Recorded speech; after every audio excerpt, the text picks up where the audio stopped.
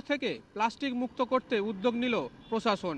ইতিমধ্যেই ডায়মন্ড হারবার প্রশাসন ও পৌরসভার আধিকারিকরা একাধিকবার বিভিন্ন জায়গায় নজরদারি চালাচ্ছে।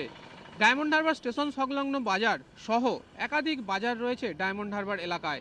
ছোট বড় এই সমস্ত বাজার সহ একাধিক দোকানেও বারে বারেই অভিযান চালাচ্ছে, যাতে প্লাস্টিক এবং সেই সমস্ত নির্দেশিকা, সরকারি নির্দেশিকা মানা হয়।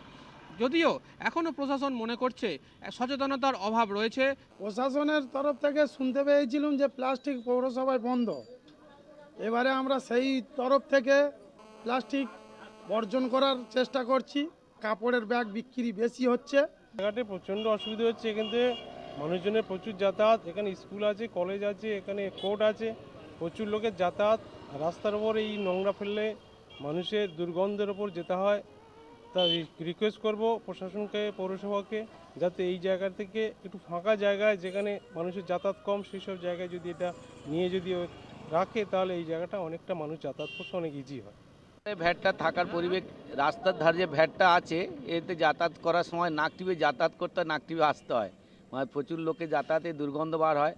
ভ্যাটটা একটু পরিষ্কার পরিচ্ছন্ন থাকা এবং রাস্তার যদি অন্য ফাঁকা জায়গায় যদি এটাকে করা যায় তাতে পরিবেশটা মনে হয় ভালো হবে। যে আমাদের রাস্তার উপরে যে ভ্যাটগুলো আছে, যেগুলো মানুষকে দুর্গন্ধ নিয়ে যেতে হয়, সেই ভ্যাটগুলোকে আমরা সরিয়ে দিচ্ছি।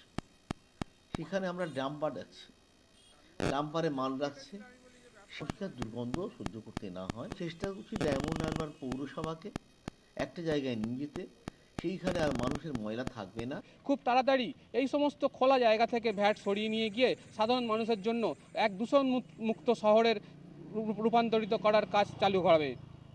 আমার শহর ডায়মন্ড হারবার থেকে জয়দীপ হালদার, কলকাতা টিভি।